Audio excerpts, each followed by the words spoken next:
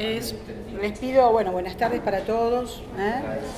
Es una cuestión técnica nada más. Están preparando las cámaras y el sonido porque esta vez se va a grabar en forma separada una cosa de la otra. Bueno, igualmente vamos a darle un poquito de cariño a nuestro operador.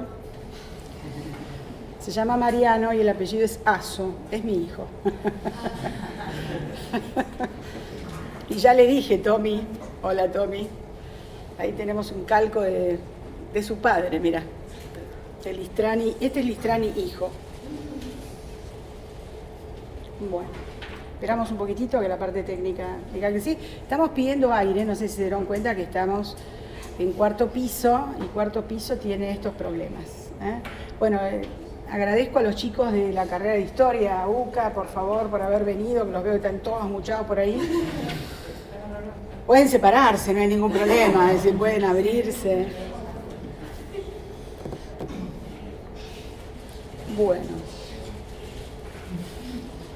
Bueno, daremos inicio 10 minutos más tarde.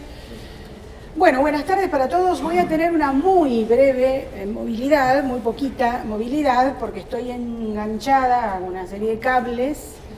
Entonces es como, a mí que me encanta caminar, ir, volver y demás, estoy un poco restringida en movimientos. Si alguien no me ve, le pido que busque el espacio, el lugar, para verme bien, nada más que esto. Lo que sí requiero, es decir, cada uno tiene su carpeta y van a tener algunas lecturas, y después seguir el PowerPoint, que es un poco lo que hemos preparado, es un poco no, es el trabajo de fondo para este gran tema, que es el tema de, a ver si Lorena me da el ok, ¿está todo bien? Bueno, vamos a empezar, pero antes de volver para atrás, nuestro tema de hoy es religión y política. ¿Qué tema? Digamos, esos grandes temas.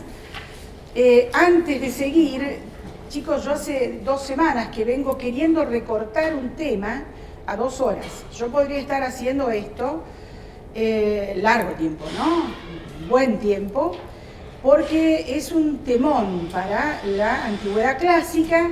Así que hemos dedicado un primer encuentro al mundo griego y un segundo encuentro al mundo romano. De eso se trata. Hoy vamos a ver justamente el mito como herramienta de legitimación. Esa legitimación, aquel que ha cursado conmigo y el que no, sepámoslo, en la cabeza muchas veces se tiene la idea de que el hombre clásico es un hombre atado a los ritos, a los mitos y demás. No es tan cierto, es decir, por lo pronto no es tan así. Hay como procesos en la relación entre el hombre y la religión, y el hombre, la religión y la política. Es como que ese hombre griego va transitando estadios de su vida cívico-política de la mano de todos los ritos y mitos que lo van acompañando. Por supuesto que no podemos hablar de, así rompo el primer esquema, de religión en Grecia, por lo cual yo he puesto mito para ser un poco más concreta, más específica. Obviamente que religión es un concepto muy amplio y que abarca un pueblo en su totalidad en todos los aspectos de la estructura religiosa. Y lo único que tienen en común los griegos desde el punto de vista religioso es la cultura en torno a la religiosidad. Porque cada polis, cada una de las poleis, hablemos del plural, tiene su propia religión, tiene su propia religión. Entonces, así como en Roma, así podemos hablar con un poquito más de tranquilidad de religión romana, en Grecia nos topamos con una realidad cultural que nos limita enormemente. Por eso hablo de herramienta, de estos mitos, entendiendo justamente por mitos como una historia sagrada, como una historia que para algunos autores, lo cito de entrada nomás, a Mircea Eliade, es una historia verdadera. Podría haber empezado con una hermosa frase del jefe Pauni en Estados Unidos y cómo le habló a su pueblo, que es bastante conocido, este relato, y pareciera que estuviera hablando Pericles ante el Ágora en Atenas, prácticamente diciendo lo mismo. Las historias enlazadas en mitos ancestrales casi tocan los mismos temas: el origen del mundo, el origen de la vida, el origen de la vida humana, esencialmente.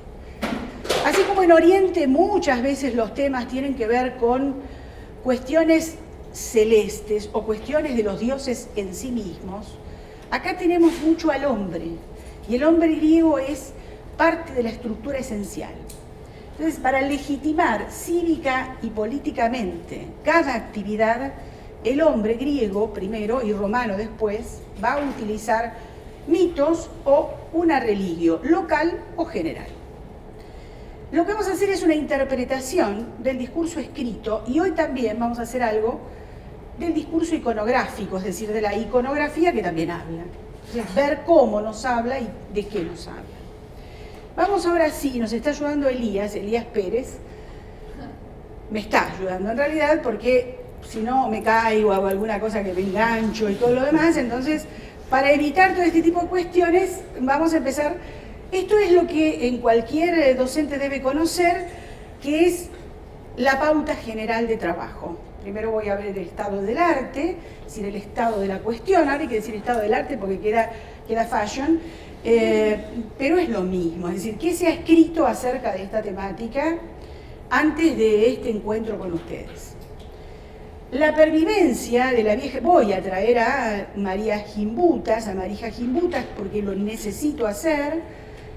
Una gran autora lituana que habló justamente de una vieja Europa que se topa, que se encuentra, esa Europa matrifocal, que se encuentra con una nueva Europa, entre comillas, vamos a hablar en serio como debe ser, se encuentra con la Europa indoeuropea, con los indoeuropeos, y la entrada, por tanto, de los dioses patrifocales o patriarcales directamente, pero, cosa bastante interesante en nuestro encuentro de hoy, cómo dentro de esa estructura patrilineal y patriarcal han quedado resabios muy interesantes de ese matriarcalismo del que nos habla Marija Gimbutas. Y con algunas cosas, porque uno a veces dando clase no tiene tiempo para esta especie de curso o charla transversal, donde van saliendo y emergiendo elementos que en clase muchas veces no brinda, ¿no?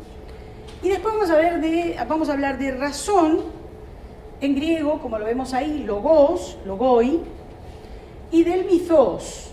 Son dos, es como una antítesis, mímesis. No hay mito sin logos para el griego. Y esto lo hace sumamente interesante al hombre griego, porque religión y política forman parte de la vida de todos los días y no es una vida sobrenatural. Lo sobrenatural toca la vida de la naturaleza. Después vamos a hablar de política y religión, de religión cívica, y ahí también haciendo una especie de pequeña introducción, el hombre cívico tiene una serie de festividades.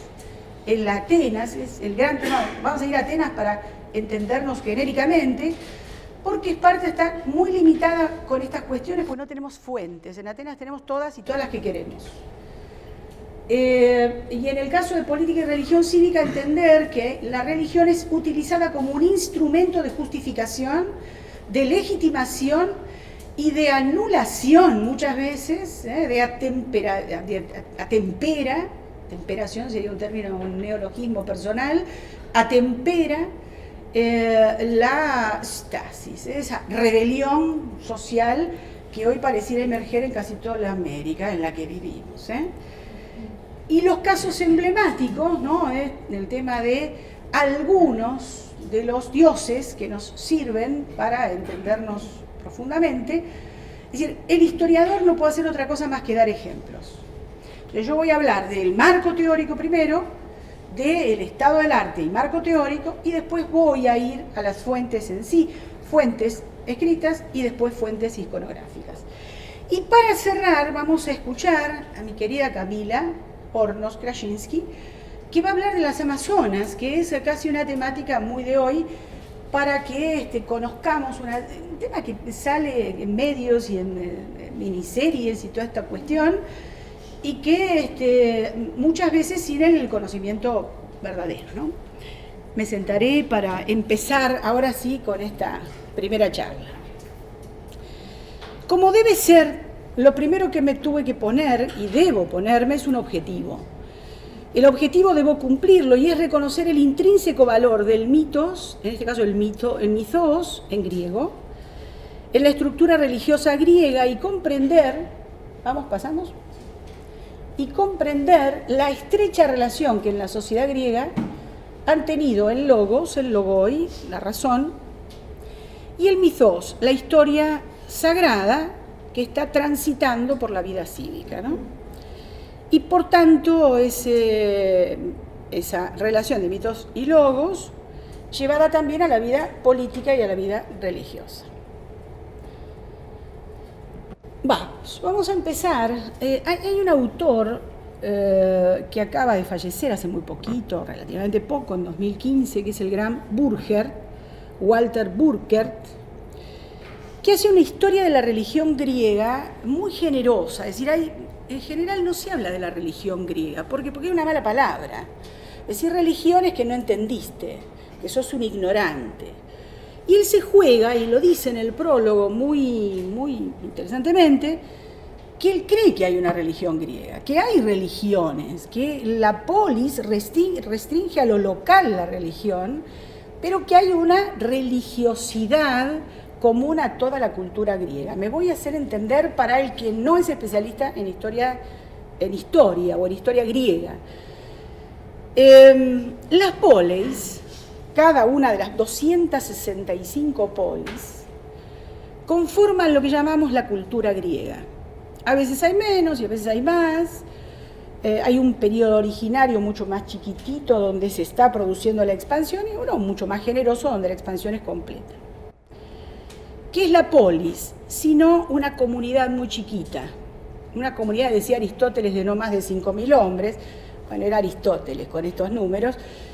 Pero, grosso modo, sería ese el número de habitantes, 5.000, 8.000 hombres, habitantes de una polis. ¿Qué pasa con esa polis? Esa polis es consecuencia de una fundación, de un sinoiquismos, de una fusión de aldeas en algún momento primigenio, generalmente siglos IX, siglo VIII, donde se produce lo que en Roma se va a llamar la fundación, es decir, se sacraliza el espacio. Entonces, el espacio profano, el espacio de los vivos, va a tener una estructura sagrada y el hombre vive casi sobre terreno que los dioses controlan o los dioses han justificado de algún modo. Entonces vamos a leer a Burkert. Ustedes no tienen las fuentes secundarias, las van a tener, así es que voy a pedirles ayuda a algunos de ustedes para que vayamos leyendo esto e interpretando entre todos. De lo que vamos a hablar aquí es de las características generales de la religión griega. Si alguien me hace el favor y lee, bienvenido sea. A ver, esto es activo, es un encuentro activo donde entre ustedes y yo vamos a sacar, le vamos a poner aire fresco, digamos, a esta temática. Vamos, Erika, que se puede. Vamos, adelante. Características generales de la religión griega. La religión griega ha sido siempre algo hasta cierto punto familiar, pero está lejos de ser fácil de conocer y comprender. Aparentemente natural y sin embargo atávicamente extraña. Al mismo tiempo, refinada y bárbara. Se ha tomado una y otra vez como guía en la búsqueda del origen de cualquier tipo de religión, pero como fenómeno histórico es única e irrepetible y es en sí misma producto de una complicada prehistoria. Bueno, perfecto, muy bien, esta es la cita completa con cita americana, la cita Harvard, la cita APA o las normas APA. A ver, lo que está tratando de decirnos Burkert es que el Estado, el mundo cívico y el mundo familiar se encuentran, se pueden, imbricar. ¿Qué es esto de imbricar y al mismo tiempo traspasar elementos culturales, religiosos, políticos, ideológicos? La estructura de la polis es una estructura, la estructura que ha encontrado el griego para organizarse en un espacio muy chico, como una comunidad donde los ciudadanos, que eran muy pocos, administran, organizan, dominan el espacio y estructuran la vida de todos los demás. Sépanlo, a veces compramos nosotros muy gratuitamente, muy baratamente, decimos, por pocas monedas, diríamos, la idea de que la democracia griega es nuestro anclaje con la historia del pensamiento político. La democracia griega es una democracia de pocos. El 25% de la población son ciudadanos. El resto de la población, estamos hablando del 75% de la población, son metecoi, son extranjeros. Son gobernados. Son gobernados y no se les pide ningún tipo de participación. Trabajen. Nosotros gobernamos. Entonces, la democracia antigua, que ahí Giovanni Sartori, Dahl han escrito desde hoy, medianamente siglo XX, acerca de las relaciones entre la democracia directa antigua y la democracia liberal actual. Lo cierto es que la democracia antigua se basó en el primer momento en la estructuración de una polis. Y esa fusión original, donde se crea el espacio sagrado, es una fusión de fuegos familiares. Por eso el autor, gracias, Burger, está hablando justamente de esa religión griega es familiar. Porque muchas veces cuando hablamos de lo griego y uno va escarbando en la historia griega, encuentra elementos de nuestra propia estructura de vida, de nuestro propio modo de vida.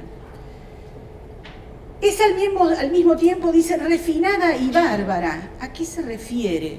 Un metecoi, 75% de la población, es un barbaroi. No está dentro. Lo dejamos estar para que trabaje. El 25% es refinado porque es griego. El mundo griego, que uno consume como el gran mundo, que nos dice un gran aporte cultural y demás, es un mundo de exclusiones continuas, de excluir permanentemente al que no es griego.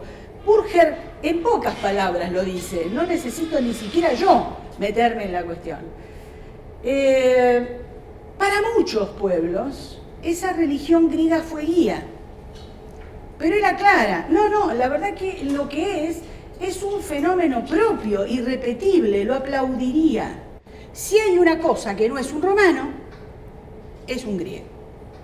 Lo que nunca quiso ser un romano es un griego.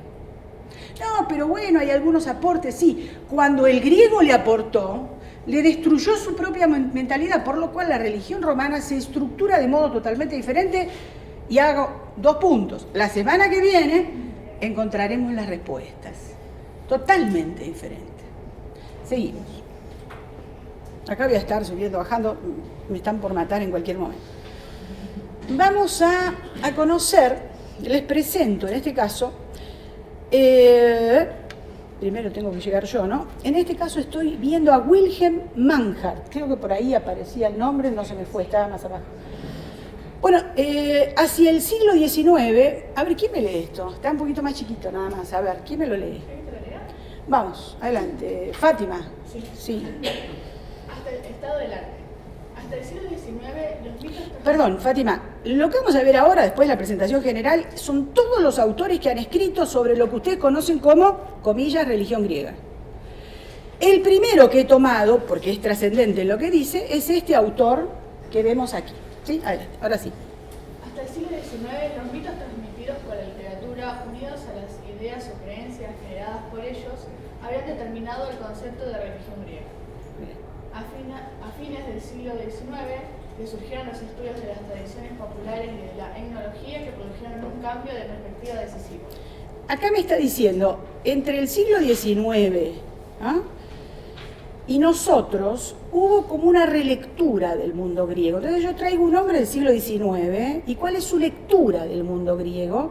Y ahí estamos. A ver, las ideas, las creencias que había sobre lo griego, la religión griega en el siglo XIX, por supuesto, ¿son iguales a las que tenemos hoy? No, pero nos han aportado algo.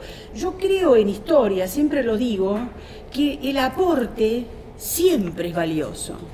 Porque el que me aporta, por más que esté equivocado de acuerdo con la visión de tiempo-espacio que tengo yo, ha tenido su tiempo y espacio y ha hecho una lectura generosa para él y seguramente educativa para mí, tiene paideia para mí. debería tenerlo. Así que él va a trabajar el tema de lo que él llama, y eso es propio, por eso lo subrayo, lo van a ver en rojo, lo más importante, y subrayado como el gran concepto. Él cree que allá atrás en el tiempo griego hay tradiciones populares. Maravilloso tema. Pero hay algo que me voy a quejar un poquito con el autor. Querido Wilhelm, Guillermo, escúcheme, le estoy hablando a él. Hay un tema, no hay populus. La palabra griega para lo que es pueblo para nosotros es plethos. El plethos, la multitud. Esa multitud que no son los aristócratas. Vamos, Fátima, que se puede. Wilhelm Manhart usa nuevos métodos de trabajo. Dio a conocer los usos y costumbres de los campesinos europeos y los comparó con los de sus equivalentes antiguos.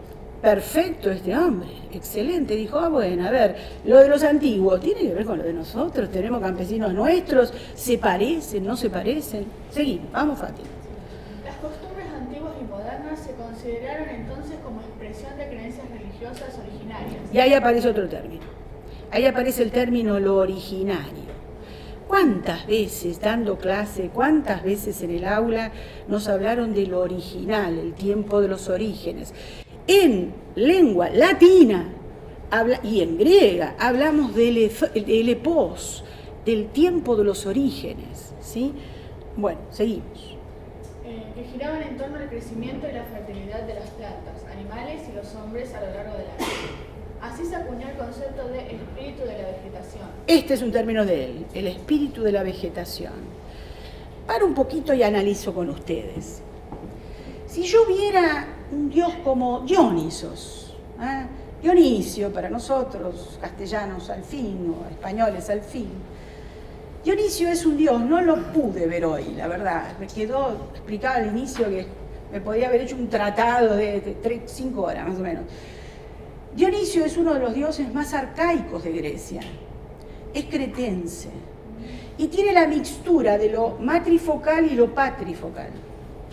Entonces es hermafrodita, tiene los dos sexos. Y como la planta, primero es semilla, es mujer y es regada por el varón, y ahí entonces el tallo y el fruto son el varón. ¿Y qué se hace con el varón cuando ese varón fruto llega a su plenitud? Se lo castró, se lo cortó. Y el mito dionisíaco llamado orgía es eso, es justamente que Dionisos, con un falo enorme, llega a la castración. Es el tiempo de la cosecha.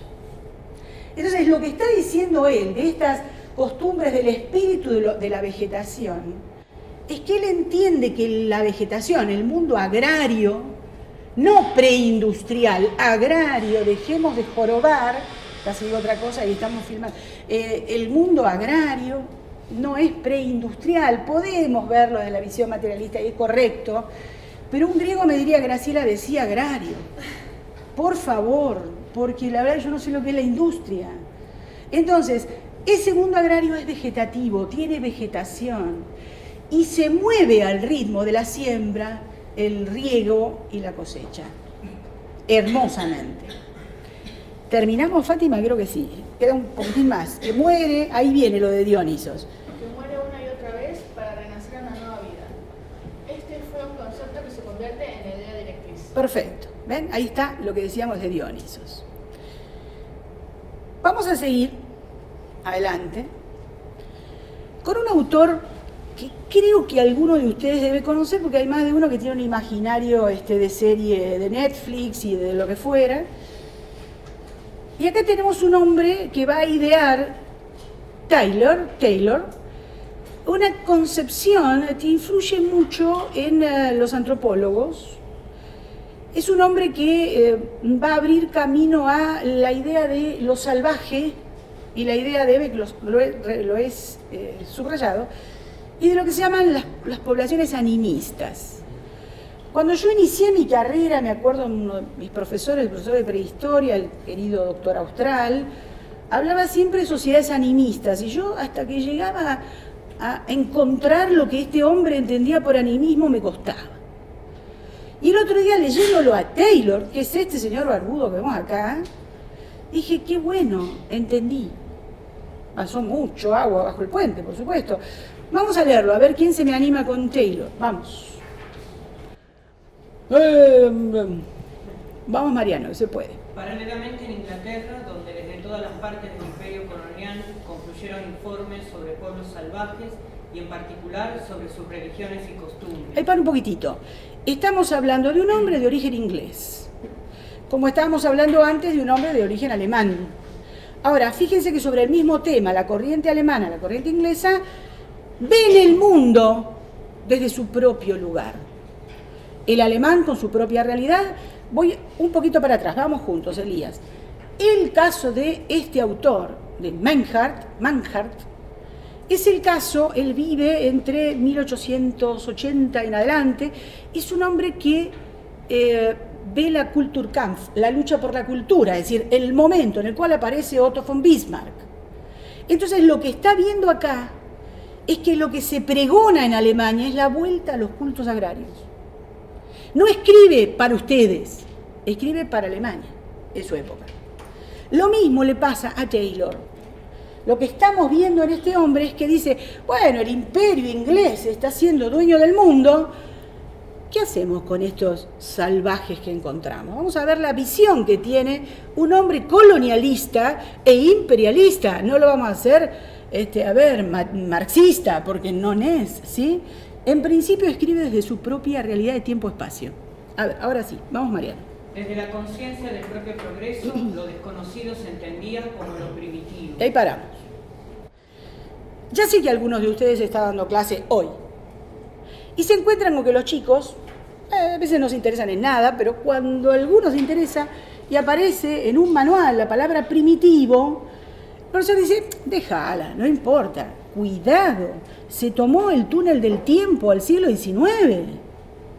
La palabra primitivo hoy es un término absolutamente, debemos reprimirlo.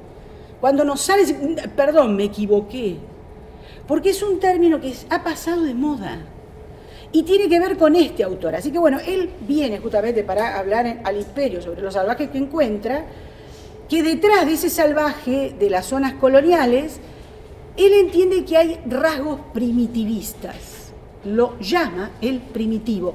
¿Se acuerdan que hablamos de los griegos y les dije la exclusión? El término primitivo también excluye por diferencia cultural. Es lo primitivo, lo que no me alcanzó a mí, sería todo lo contrario, ¿no? Seguimos. La idea de una cultura primitiva viene dada por E. Taylor, quien lo que introdujo en la historia de las religiones el concepto de animismo, una creencia en las almas o los espíritus que presupone la creencia en dioses o en un dios. Y ahí está. Detrás de este hombre, que forma parte de la Inglaterra anglicana del siglo XIX, llena de misioneros en las colonias, está la idea de que, no, algunos tienen dioses. Oh, terrible cosa, yo tengo Dios. Es decir, siempre viene esta idea de cuán diferentes que son de mí. Yo siempre digo que los autores, nosotros cuando escribimos, los autores cuando escribimos, los historiadores, pintamos nuestra aldea, escribimos desde nuestra aldea. Yo siempre digo desde mi escritorio en el barrio de Flores, yo escribo desde ahí. No puedo mirar el mundo desde otro lugar. Y cuando lo veo desde la propia realidad argentina con sus propias crisis y su propia autocrítica, muchas veces viéndola en Latinoamérica. Yo acabo de venir de Chile y la verdad no vi todo lo que está pasando en Chile, pero tenía olor a... Chile tenía algo raro en el ambiente que no pude saber qué era.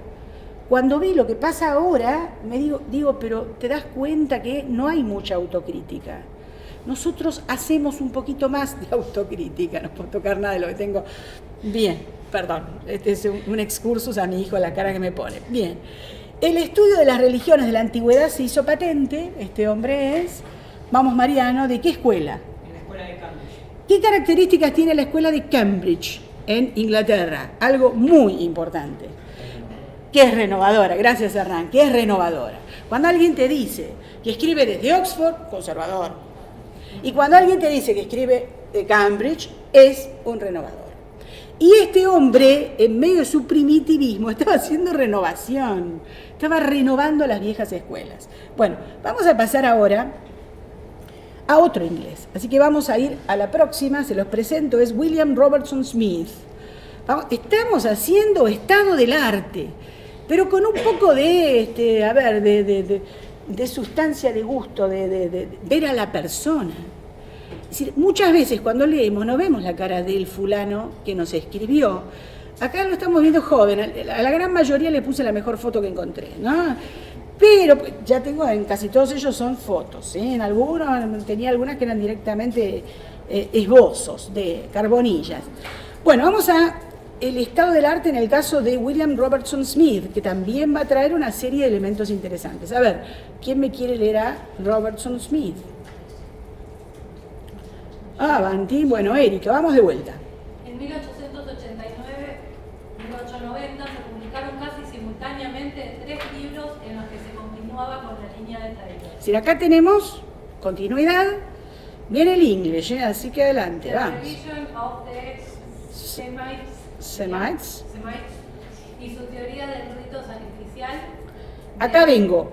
La teoría que es propia de este hombre es que hay sociedades como la de los semitas. Semitas estamos pensando en hebreos, estamos pensando en judíos, el rito sacrificial. Si queremos podemos dar el salto de calidad, también los cristianos y su rito sacrificial. Es decir, la misa cristiana es un rito sacrificial, ¿sí? El primero que escribió sobre esto, tomando las ideas de los primitivos, fue este hombre, Robertson Smith, siguiendo a Taylor. Segundo, a ver qué otro autor, en este caso es una autora.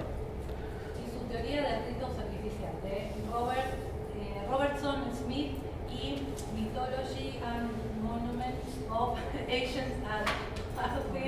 Ancient Athens. De Jane Harrison. Bueno, esta mujer, después la voy a presentar, creo que la tengo un poquito más adelante, ha escrito una obra que se ha hecho, un ícono, es icónica, en el sentido de que nos ha cambiado la apreciación de religión y política porque le agrega el elemento jurídico. La obra se llama Themis, que es la diosa de la justicia sagrada, ¿no? Es decir, la justicia divina, podría uno decir. Y el último es bastante conocido y es... Y la primera edición de The Golden Book, La Rama Dorada de James George Fraser. Ahí está. Evidentemente estamos avanzando hacia otros autores. Fraser, La Rama Dorada, se ha hecho, casi planetario, pero lo que puede decir Burger un poquito más adelante, y yo lo comparto, es decir, yo estaba esperando un autor que me lo dijera. Cuando yo leí por primera vez La Rama Dorada dije, bueno, vino un cómic. Lamento decir esto. Es decir, uno cuando lee una obra tan icónica como La Rama Dorada, dice, todo esto tiene algún sustento, algún viso de realidad histórica. Cero.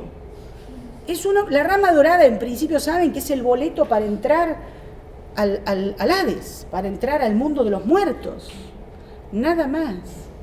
Es decir, el que entra sin haber muerto solo puede entrar con la Rama Dorada. Si murió, bueno, tiene que pagarle su monedita, digamos, al barquero y nada más. Pero el que entra vivo y quiere conocer qué pasa ahí abajo, tiene que tener una Rama Dorada. Es un gran tema este.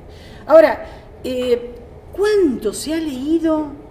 Y muy bien Burger, no lo traje porque no da tanto, y cuán poco lo quiere este autor. Porque dice que desplazó el mundo académico al mundo de lo, de lo común, de lo vulgar. Vulgarizó un saber académico, vamos a decirlo así. Seguimos. Vamos a conocer a otro autor importante. Les presento a ese autor del que hablábamos recién, que es Fraser. Ahí tiene linda, es la mejor imagen que encontré de Fraser. A ver, adelante. ¿Quién me lea Fraser? Vamos a ver. Alguno que no participó, que tiene buena voz. Ahí está, Marina, vamos. Fraser conjugó la influencia de Manjar, culturas originarias, con las de Taylor, culturas primitivas. El trabajo, el fascinante tema del regicidio ritual y en sus recopilaciones de materiales aumentaba vertiginosamente en cada edición. Es decir, el gran tema de él era: hay que matar al rey, el regicidio ritual. Si alguno me sigue un poquitito, uno piensa en Edipo Rey, por ejemplo, ¿no? Es decir, cómo detrás de algunas grandes tragedias está el regicidio, o lo más cercano al regicidio, que es la hija del rey, es el caso de Antígona. Es decir, este tema, de vuelta, es esencial en el mundo griego, el tema de que todo lo que se acerca al poder monárquico, al rey, está cargado de una negatividad social que lo pone en un estado de santidad al rey. Debería ser santo, debería comportarse con una moral más allá de lo que el hombre conoce. Y él trata este tema, lo trata en otras obras, además de La Rama Dorada. Seguimos un poquito, a ver. Recurrió también a las recientes teorías de totemismo y del preanimismo. Este tema del totemismo, piensen que Fraser es británico. ¿Por qué él trata el totemismo? La cultura inglesa es una cultura muy interesante, porque es una cultura totémica. Una sola vez escuché a un especialista en el mundo inglés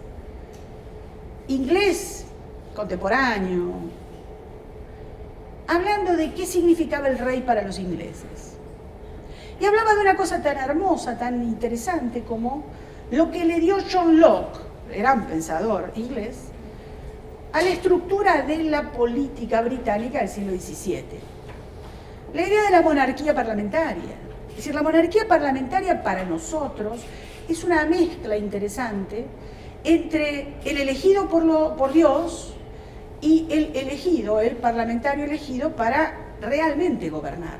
Rey, reina y el primer ministro gobierna. Esta idea de la monarquía llevó a algunos autores a hablar de la figura. Pensemos en la reina actual de Inglaterra. La reina actual de Inglaterra es un tótem para los británicos. Nosotros que hemos sufrido, mi generación que ha sufrido, y algunos de los aquí presentes también, la Guerra de Malvinas, leíamos esto en los diarios y nos producía muchísima impresión. Porque la verdad es que se decía, no, la reina dijo que no había que tomar Malvinas, tomamos Malvinas. Los ingleses tomaron Malvinas. Porque lo dijo Margaret Thatcher.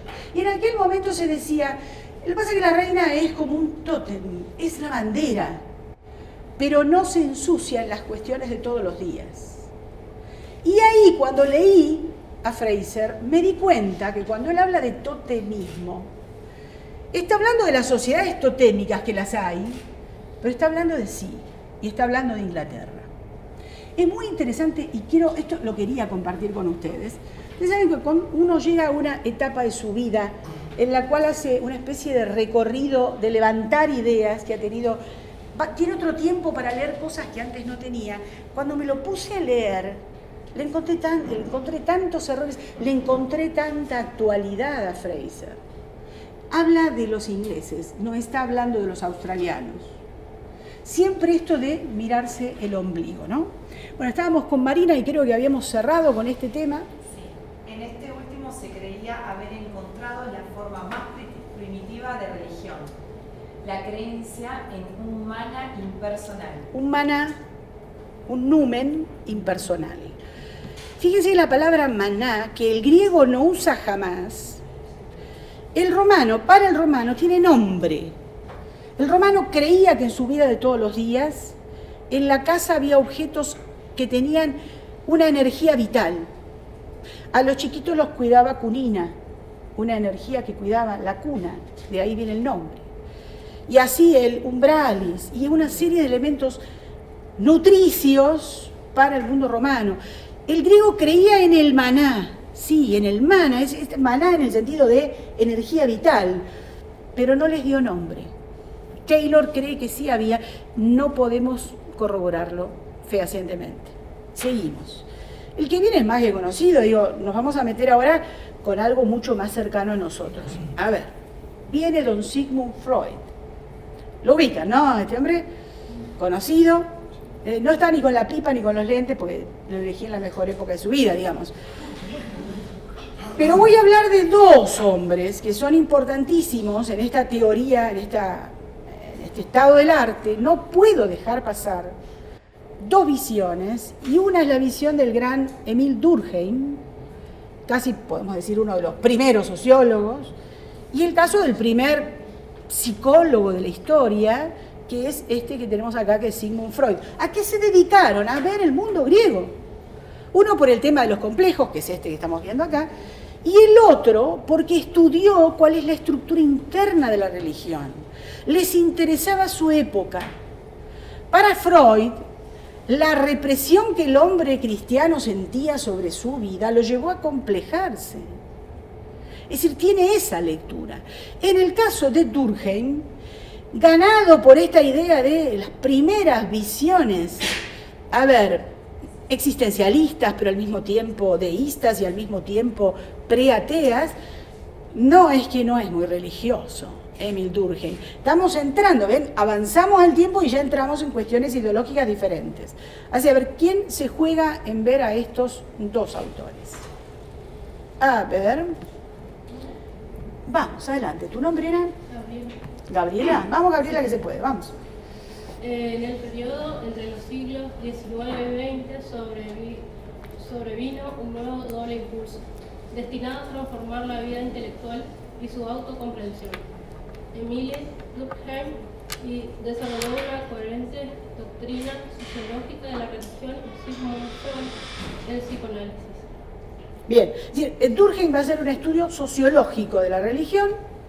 En la próxima vamos a avanzar un poquitito más, pero vamos a ver también que Sigmund Freud hace prácticamente lo mismo, entendiendo que en el psicoanálisis le emergen en esta relación de paciente y el evaluador del inconsciente de ese paciente, empiezan a aparecer elementos que él asocia a personajes de las tragedias griegas, sea Electra, sea Edipo, y empiezan a haber complejos relativos. Él crea la idea de síndrome o complejo, bueno, que puede ser discutida hoy, se la discutió Carl Jung, digamos, así que cualquiera de nosotros puede hacerlo también, siempre y cuando lo haga académicamente, ¿no? Bueno, seguimos. Ambos siguieron Fielmente en su tesis sobre la historia de las religiones, la representación del rito sacrificial propuesta por Robertson Smith. Ambas orientaciones coinciden en mantener limitado o el supuesto carácter absoluto e independiente del que el pensamiento, que se muestra condicionado por fuerzas conscientes de la psique y por fuerzas sociales supraindividuales comunitarias. A ver, así como en el caso de Freud, aquí lo tenemos, Freud estudia el mecanismo de la psique, que sería algo así como la mente del hombre, lo que le pasa a lo interno de la mente, y por lo cual él se acerca a la medicina más que a la ciencia humana, vamos a decirlo así, y hace un estudio de la psique, entendiendo psique como esa mente que está ganada por la razón, cero cuestión religiosa en este caso.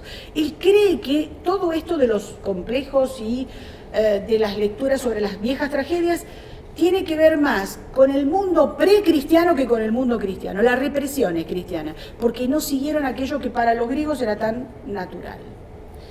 El caso de Durkheim, en cambio, él cree que hay fuerzas en la religión, y vaya que las hay, usa este término, supraindividuales. Es decir, la religión no es de uno, es de una comunidad. Entonces él estudia la comunidad, es un sociólogo, no puede hacer otra cosa. Es decir, va trabajando sobre lo que para él es vía de costumbre o por vía de costumbre. Seguimos un poquitito más, además de Durkheim, después voy a volver a alguno de ellos. Estamos en estos tiempos nuevos y yo les traje una imagen que puede llegar a ser impactante, porque una de las más interesantes autoras de esta época, a caballo del siglo XIX-XX, es la querida Jane Harrison. Jane Harrison fue la que escribió esa icónica obra de Themis. Fíjense esto, Themis es la justicia sagrada. La Dike es la justicia humana. ¿Por qué habla de justicia sagrada? Ella es una mujer dolida y está dolida por esto que le duele hoy, quiero que me entiendan los varones, a tantas mujeres, que es la idea de la no pertenencia. Ustedes están viendo a Jane Harrison con su compañera de vida. Esta mujer se la pasó escribiendo, hablando y tuvo, y vaya que nos vamos a entender con alguno de ustedes, gusto por la pederastía antigua. Nunca tuvieron contacto carnal estas dos mujeres, pero sí la necesidad de la emulación. Harrison era una mujer brillante en las conferencias y lo que provocaba en las mujeres que la iban a observar era una especie de admiración, ¿no? Entonces, vamos a ver un poquitito qué dice esta mujer y qué dicen algunos otros autores que nos va a interesar a partir de ahora, donde entramos en el momento neurálgico de nuestra charla. A ver, ¿quién me lee este slide? ¿Cómo no? Gracias. Yo sigo esperando nuevas voces. A ver. El impulso sociológico encontró rápidamente eco en el libro Femis de Jane Harrison y posteriormente en las obras de Louis Garnet y en su continuadora La Escuela Parisina de Jean-Pierre Bernard. Bueno, les presento. Jane Harrison a la derecha, ¿sí? Y su muchachita es Hope Mirrlees, que sería aquella que quiso emularla y la continuó durante 50 años. Era mucho más joven que ella. Y continuó y multiplicó y difundió su obra, ¿sí? Pero ahí me aparecen dos nombres que yo quiero compartirles a ustedes. Uno les comparto, el otro lo conocen. No hay Bernard sin Garnet. No hay.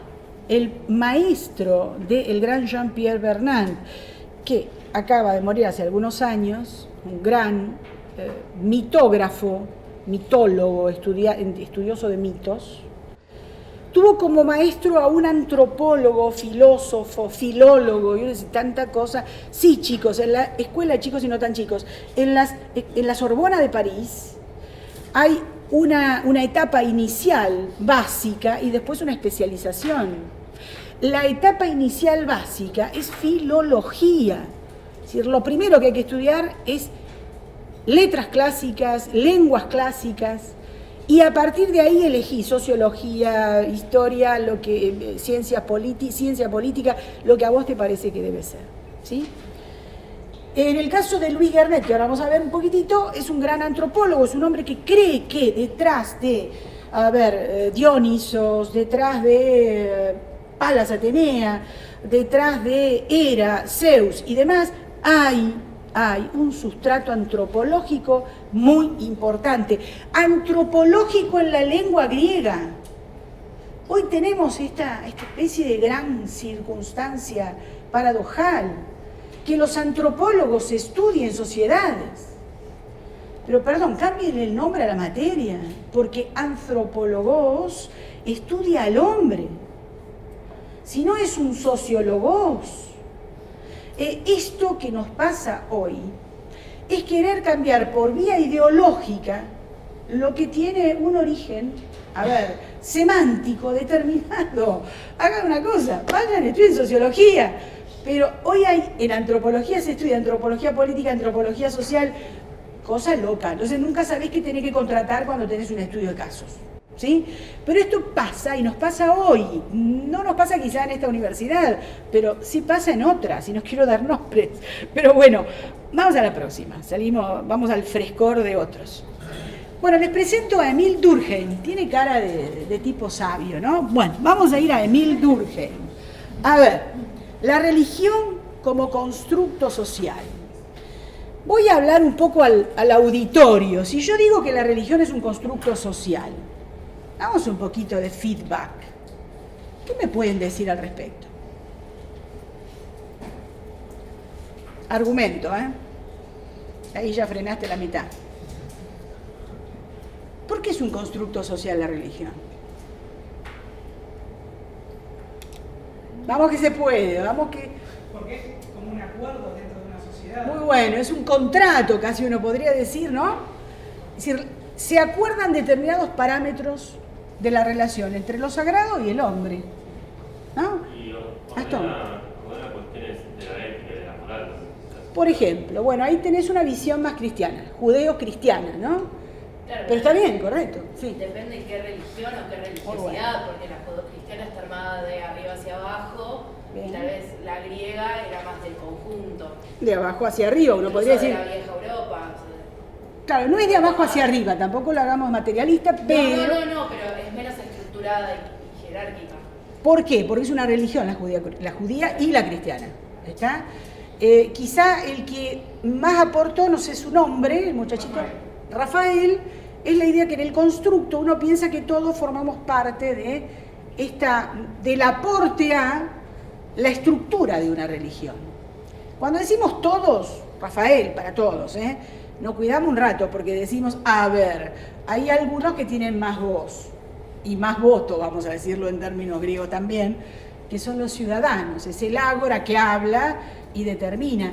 Y a veces son las propias casas, por eso hablaba de familiar el primer slide, de las primeras casas de los genos originarios, donde los más ricos, los más aristocráticos, decidían la totalidad, ¿no? Y la palabra, dice Bernante, era para muy pocos, eso es verdad también.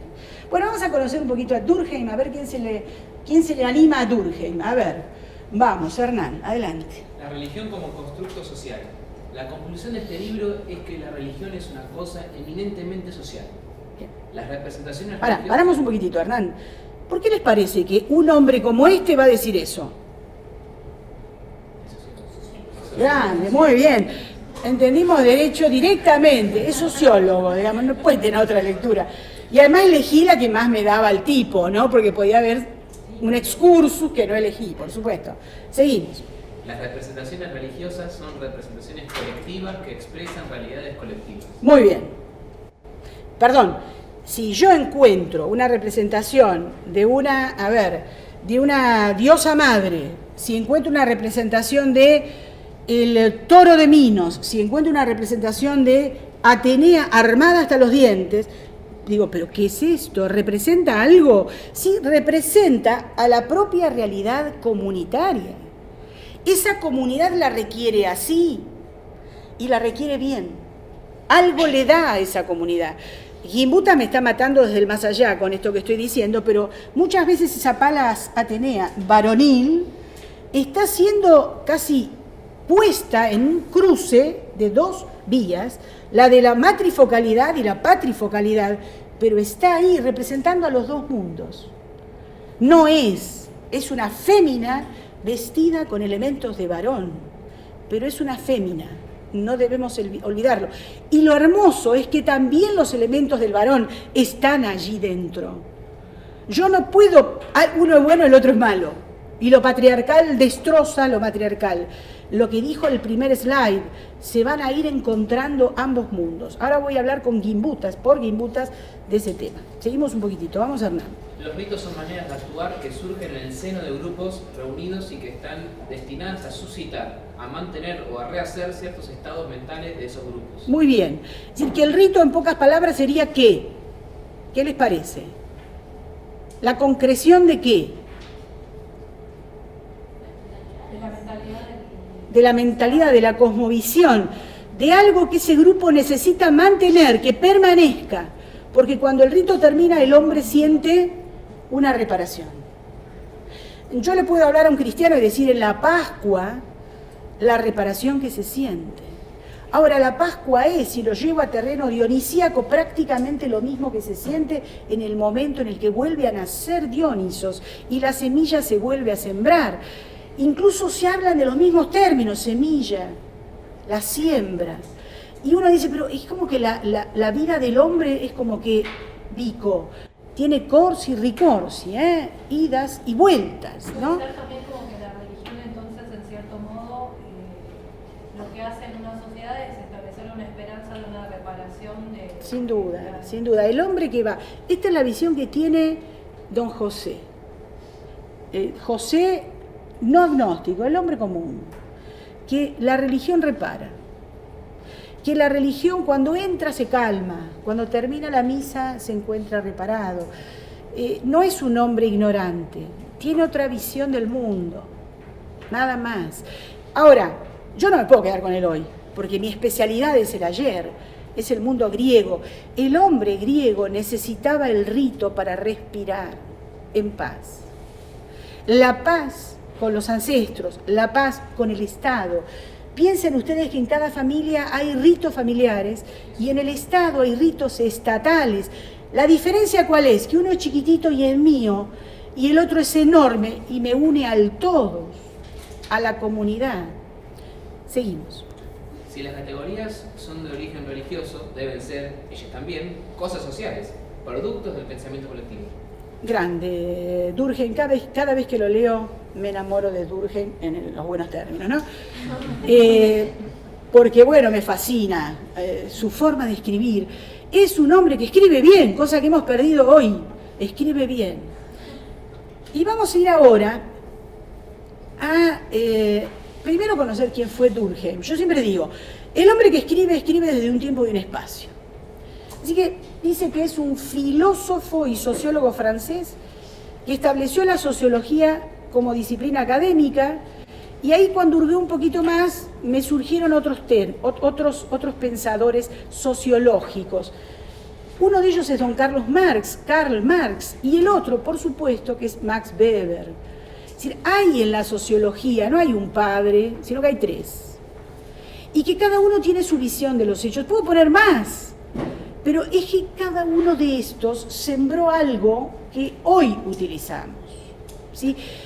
Cuando uno lee a Weber y la relación entre el calvinismo y el capitalismo, se da cuenta que encontró la piedra filosofal, que encontró en la historia algo que tiene una relación de causa-efecto. Si uno lee a Marx y su materialismo histórico, por supuesto que entiende que Marx es un hombre dolido por su época, que le duele lo que le pasa al hombre pobre, le duele que una persona se muera a los 30 años. Esto no tiene nada de malo, no, pero lo que pasa es un perverso porque lo que no pretendió encontrarle solución a la angustia de su época. Y en el caso de Durkheim, la obra que vamos a leer ahora, es las formas elementales de la vida religiosa. Tampoco es que dijo, voy a volar teológicamente. No, va a ir al ABC, a las formas elementales de la religión. Ahora, en 1912, hay que estar en 1912 a escribir de esto. Nosotros estábamos Argentina, en 1912, estaba estructurando una forma de voto universal, estábamos tratando de encontrar valores, comillas, democráticos, republicanos, cuando este otro hablaba de los orígenes de la religión, de la vida religiosa. Comparó las realidades de las sociedades aborígenes y el término es de él. Acuérdense que la palabra aborigen no es ni buena ni mala, es ab origen, del tiempo de los orígenes. Puedo ser más directa, es decir, sin origen. Es un pueblo que viene de esos orígenes que no son míos. Está separando mi cultura, la hispana, de la del otro, nada más. Y por supuesto con las modernas. Su corriente de pensamiento fue reconocida como funcionalismo estructuralista. Fue uno de los primeros funcionalistas. Cree que la religión es funcional al hombre y que tiene estructura. Por eso la corriente no pensó demasiado, le salió rápido, era funcionalismo estructuralista. La sociología debe estudiar a todos los fenómenos emergentes de la realidad social y la religión era uno de ellos. En 1912, vaya que lo era. Bueno, vamos a leerlo a Durkheim, a ver quién aporta. Bueno, si no, alguno nuevo, a ver, vamos, alguno que se me anime, ¿no? Javier no quiere, dele, Javier, no, para.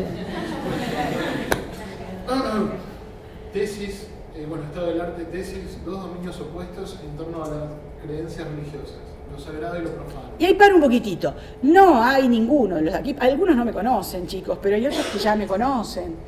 En cada clase mía, lo profano, lo sagrado, está. Entonces, el hombre que pensó esos dos conceptos se llamó Émile Durkheim, no era Bernard. Era Émile Durkheim. Ahora sí, viste que Javier te dio un temazo, adelante, vamos. Todas las creencias religiosas conocidas presentan un mismo carácter común. Suponen una clasificación de las cosas, reales o ideales, que se representan los hombres en dos clases, en dos géneros opuestos, designados generalmente por dos términos distintos que traducen bastante bien las palabras, profano y sagrado. Ahí, para un poquitito. ¿Qué sería genéricamente para nosotros? Porque él no va a hablar específicamente de qué es lo profano. Lo que tiene que ver con los hombres. Lo que tiene que ver con lo natural, el hombre, su naturaleza, diría Aristóteles. ¿Y qué es lo sagrado? Vamos a trabajar por negación. Lo divino. Lo divino, lo que no es humano. ¿Está? Si es como que la vida, acuérdense en Bernard que él decía, en el mismo mundo conviven hombres y dioses. Ahora, la delimitación es muy clara. Hay un lugar, territorio, un espacio para el hombre y hay un espacio para los dioses, pero están en el mismo plano. La concepción judeo-cristiana es totalmente diversa, totalmente diferente.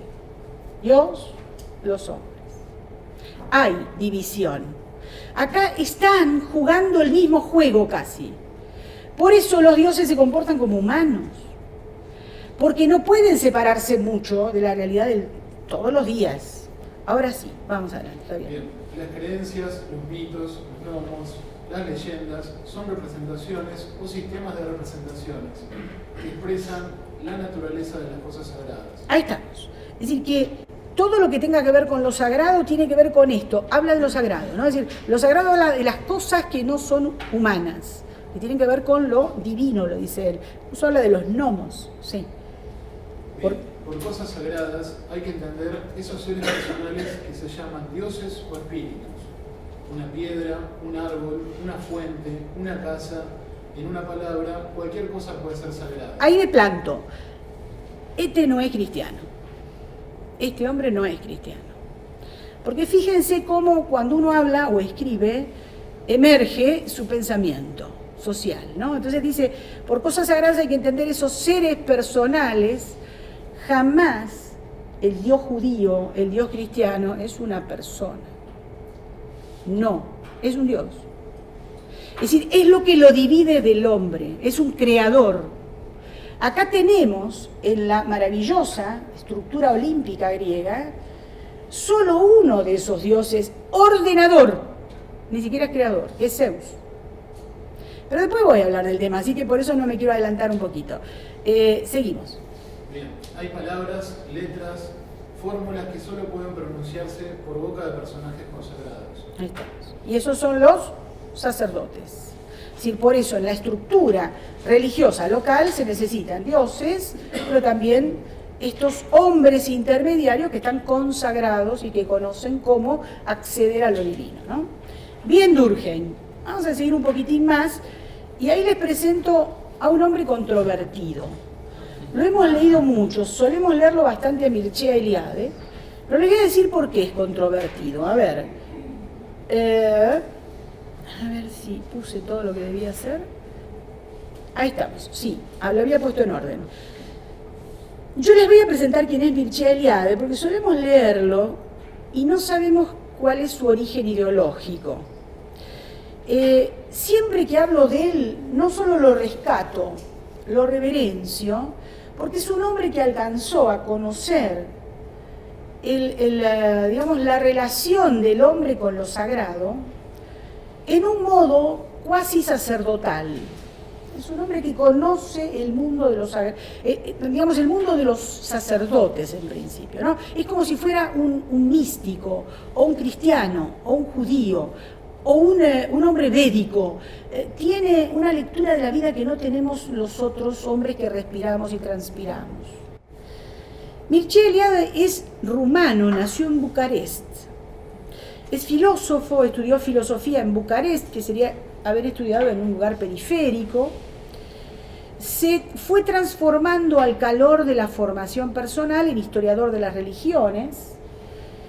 Ya Elías va solo, se dieron cuenta que yo ya ni te digo para dónde está, fantástico, vamos a, bárbaro. Historiador de las religiones, su obra de 8 volúmenes de historia de las creencias religiosas es una maravilla, inconseguible en términos digitales, pero se puede comprar. Hay que poner una moneda para esto. Bien. En 1940, y ahí empieza nuestra tenebrosa situación con Eliade. Fue agregado cultural 1940. 1939 se inicia la Segunda Guerra. Fue agregado cultural rumano en las embajadas de Londres, mira vos, y Lisboa. Es decir, el corazón de Europa 1 y bueno, casi una periferia de Europa, Portugal, porque no era en ese momento un estado avasallante. Miren en qué día estoy hablando de este tema, día en el cual se exhumó el cuerpo de Francisco Franco, y se lo está llevando a una tumba privada para sacarlo de un lugar que fue público y visitado. Digo, este hombre algo sabía del asunto. Se lo consideró partícipe del grupo fascista, nacionalista, antisemita y clericalista, dimos en la tecla antes, cuando hablé de lo védico, cristiano, clericalista, llamado Guardia de Hierro. No tiene nada que ver con Perón. Digo, por si alguno quiere la Guardia de Hierro. Guardia de Hierro. A ese grupo pertenecía. En 1945, tras la guerra, se trasladó a París y enseñó, mira vos, 1940, terminó la guerra, se olvidó de la Guardia de Hierro y se trasladó a París, una París que había sido devastada justamente por el nazifascismo, y enseñó en la École Pratique de Hautes Études, en la escuela práctica de altos estudios, que sería algo así como el preanuncio de la escuela de altos estudios en ciencias sociales hoy, ¿sí? En 1956, etapa de posguerra, es nombrado catedrático de Historia de las Religiones, qué interesante, post-macartismo, digamos, en la Universidad de Chicago. Patria de Obama, podríamos decir, no, Obama, expresidente de Estados Unidos, se afincó durante prácticamente toda su vida, aunque nació en Hawái, en Chicago. Estudió los mitos, la importancia de lo sagrado, del homo religiosus, que es una de sus obras capitales. Definió el concepto de hierofanía, es decir, la presencia de lo sagrado en la vida de todos los días nuestra. Es decir, esa idea de que en alguna vez lo sagrado te toca. Vos respirás, vivís, pero hay un momento donde lo mágico, lo sagrado, baja a vos. ¿Se te produjo alguna vez? Él habla de esto. Y ahí es donde lo clerical emergió. Fue criticado hacia los 80 por su antisemitismo, porque nunca dijo, me arrepiento de... Pero sus estudiantes judíos de Chicago, miren qué interesante, lo defendieron de las acusaciones y quedó liberado de culpa y cargo. Por lo cual su obra empezó a venderse como pan caliente, porque si los judíos lo defendieron, bueno, evidentemente entendieron que no lo había hecho con mala voluntad, que era un hombre de su época. No quiero dar nombres, pero muchas veces te toca vivir en una etapa, en una época, en la cual a veces callás. Dice el mito popular que el que calla otorga, no necesariamente porque te callás, no tenías ideas diferentes. A veces uno quiere conservar la vida. Puede llegar a ser que esto le haya pasado, le estoy tratando de limpiar el pasado a Mircea Eliade. No voy a hacer más esfuerzos, sigamos adelante. Esta obra, consíganla, es la mejor obra de Mircea Eliade, Mito y Realidad. Esta obra, que fue escrita originariamente en 1963, yo he leído la versión de 1991 con algunos agregados de Eliade. A ver, ¿quién me lee esto? Adelante, a ver. ¿Nadie? A ver. Pere Mariano. Marta, ¿usted quiere participar? Lee, ¿sí? Vamos, Marta. Digo, quiero aclararles, me estoy encontrando con un montón de gente a la que hace rato que no veo, pero me acuerdo todos los nombres. Algunos que si quieren participar y no conozco sus nombres, levantan la mano y dicen, me llamo fulanito de tal y adelante. Marta, a ver. Mito como historia verdadera. Desde principios del siglo XX, los estudiosos occidentales han situado el estudio del mito en una perspectiva distinta. Acérquese, Marta, sí, vamos. A la del siglo XX, a la del siglo XIX. Muy bien. En vez de tratar como sus predecesores el mito en cuanto a fábula, invención, ficción. Perdón, cualquier persona en la que yo entro a un curso y le digo, ¿por qué pensás que es el mito? Me dice, no, es un cuentito.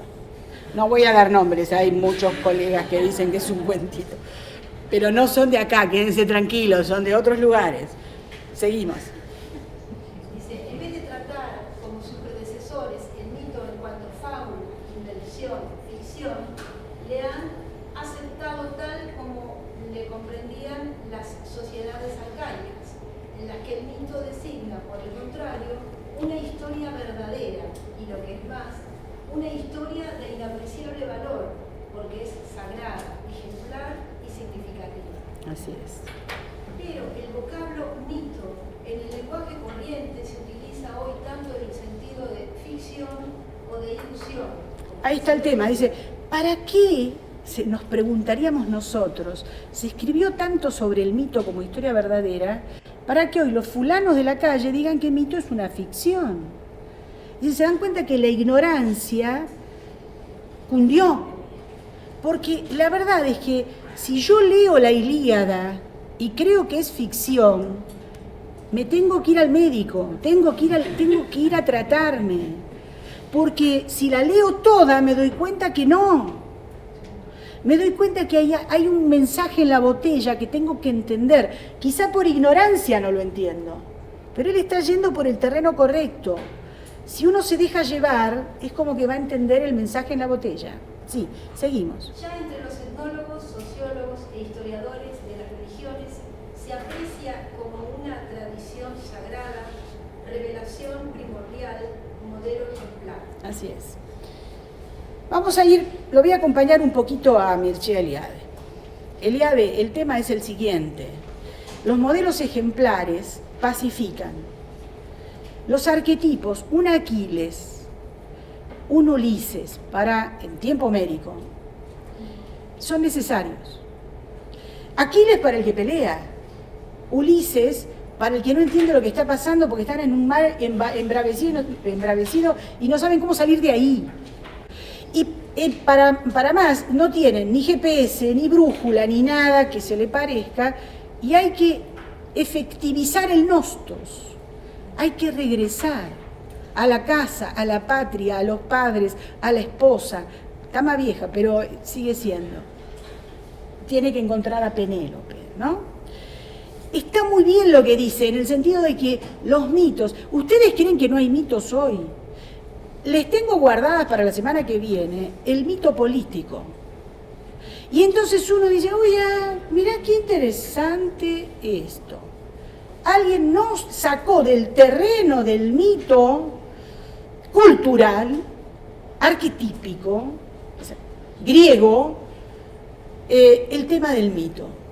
Y lo puso en el terreno llano de la vida política de todos los días. Esos fueron los romanos. Entonces, solacémonos con esto que estamos viendo, porque es el mito en estado puro. Es la idea del arquetipo que me sirve para, como dice acá, para entender lo primordial. ¿De dónde vengo? Si no sé de dónde vengo, ¿cómo puedo saber a dónde voy? Es decir, esto es importante. Javier, vamos. Sí, bueno, vos parece que esto está armado. No, lo estuvimos practicando a la mañana, pero no importa, sí. Pero bueno, encontré un libro en la calle, ¿bien? Y comentaba... Parece Martín Lutero cuando abrió la Biblia. Algo bueno. A ver. Y lo que dice en el preprólogo, digamos, es esto, lo voy a leer. ¿Sí? Por favor. Bueno, la historia... Quiero aclarar que no está organizado, en serio, no, a ver. Pero Javier me puede ir por cualquier excursus, adelante, lo escucho, después lo freno. La historia, como el drama y como la novela, es hija de la mitología. Es una forma particular de comprensión y de expresión donde, igual que en los cuentos de hadas de los niños y en los sueños propios de los adultos, no está trazada la línea de demarcación entre lo real y lo imaginario. Se ha dicho, por ejemplo, de la Ilíada, que el que emprende su lectura como relato histórico halla enseguida la ficción, y que aquel que, por el contrario, la lee como una leyenda, halla la historia. Claro. Bien.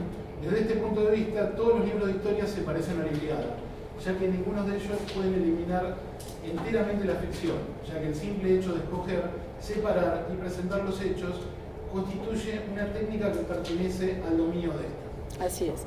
Bueno, no ahondemos muchísimo, pero bueno, a ver, es cierto que si uno entra en una novela de un buen novelista, se deja llevar por aquella historia que quiere él en la que nos quiere conducir a algo o a alguien, ¿sí? Gracias, muy amable. Y ahora sí los quiero ver, porque lo que tengo preparado para ustedes es, así como Mircea Eliade hablaba, voy un poquito para atrás un poquitito, de que la historia es el mito, es una tradición o una historia verdadera. Ese relato tiene modelos ejemplares, tengo que saber leerlos. Ahora sí me voy a meter en lo que el historiador llama el momento del fundamento. Todo lo que hemos leído es el estado del arte. Podía haber seguido hasta Bernard, puede haber visto Jung, pero Jung es un hombre que hoy no está muy respetado, y el tema de los arquetipos, el inconsciente colectivo, hay una escuela alemana que está francamente en contra de él, ¿no? Pobre Jung, porque es un hombre sumamente interesante. Podía haber metido, pero así de cabeza, en Bernard, cosa que voy a hacer muy someramente, pero me quiero meter en hasta qué punto el relato hesiódico, la teogonía real, antigua, Hesíodo, me permiten recoger algo de todo lo que armamos acá. Vamos a verlo. El mito del origen del universo, esto que tengo acá, nunca, pero nunca lo vi en el aula. Jamás. Es la primera vez que lo comparto. ¿Por qué? Porque no tenemos tiempo, y hoy tengo tiempo, y hoy quería. Fíjense que Hesíodo, en su teogonía, esta es una buena versión, ya los que me conocen saben que yo uso Gredos, en la página 76, que sería un hecho menor, porque la verdad que lo que me permite ver en esta teogonía es los parágrafos que he respetado. Lo que está ahí en numerito al costado son los parágrafos de la obra, que del 119 tomé un pedacito. Yo podía decir, bueno, puedo tomar el Popol Vuh y hablar del origen del mundo maya. Podía haber tomado el Génesis, el origen del mundo occidental cristiano. No, el mito de origen del universo griego.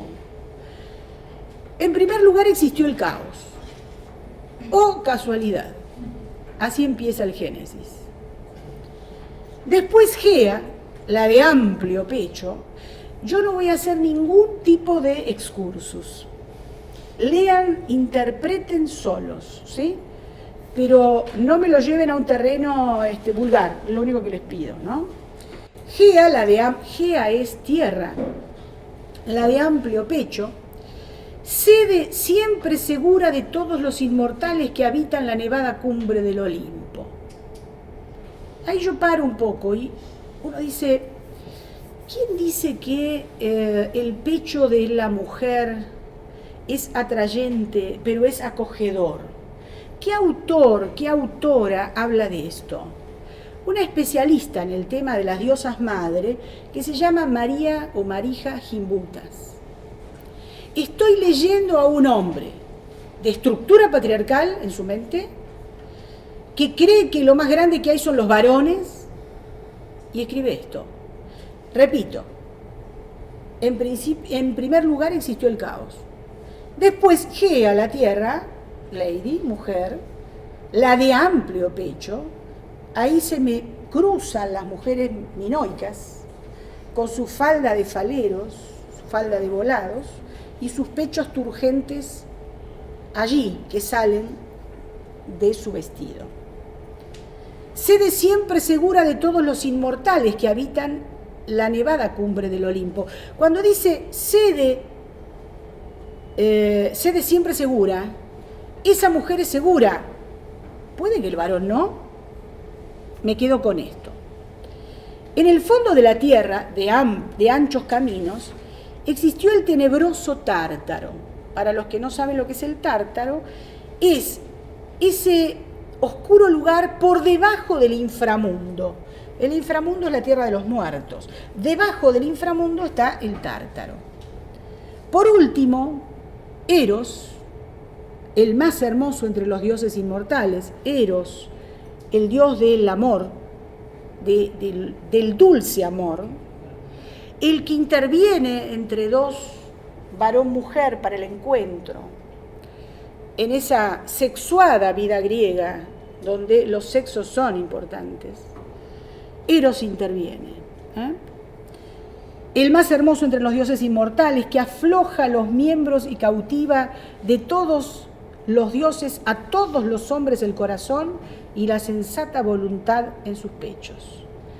Es como el intermediario. Uno dice, bueno, pero si es el Cupido de los romanos, sí, por supuesto.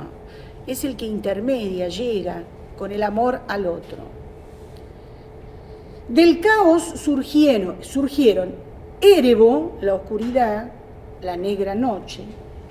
De la noche a su vez nacieron el éter, que sería sumamente importante para esta comunicación entre quien me graba y yo, el éter, que sería esa especie de aire, espacio de aire entre yo y el otro, ¿no?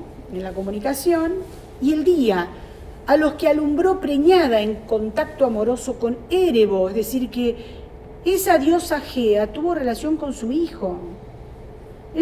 Ya estamos en la inmoralidad. No, lo tengo que tomar como precristiano. Cuidado con esto. Gea alumbró primero. Puse Gimbutas para que los que conozcan Gimbutas me vayan siguiendo, si no después explico. Al estrellado Urano. Gea alumbró primero a Urano. Perdón, ¿a su marido lo alumbró ella? Sí, es una diosa partenogénica. Lo que dice María Gimbutas, la lituana, es que las diosas madres, en tiempo matrifocal, parían hijos de sí mismas, sin la intervención del varón. No estoy haciendo nada más que una apreciación académica. No estoy juzgando a nadie, Cuidado porque puede haber la versión contraria.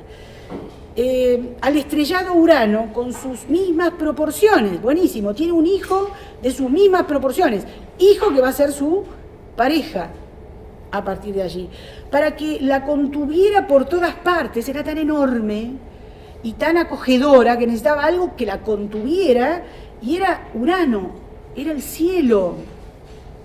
Los latinos lo van a llamar Caelus, justamente. Y podrá ser así, ser sede siempre segura para los felices dioses, que era lo que había dicho antes. Repite. También dio a luz a las grandes montañas, deliciosas moradas de diosas, las ninfas que habitan los boscosos montes.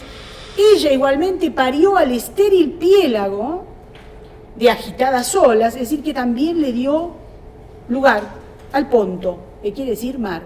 El Ponto Euxino, el Mar Negro, es el primer mar habido, logrado, digamos, que tiene substancia en la historia del origen del universo, sin mediar el grato comercio, con lo cual lo pone como un excursus. Ahora, me voy a dedicar un poquitito. Vi la fuente primaria, voy a hablar un poquito de Gimbutas. Yo necesito que alguien me lea Gimbutas para que entre lo que leamos y la historia de Gimbutas armemos qué tiene que ver lo que viene con lo que va a venir.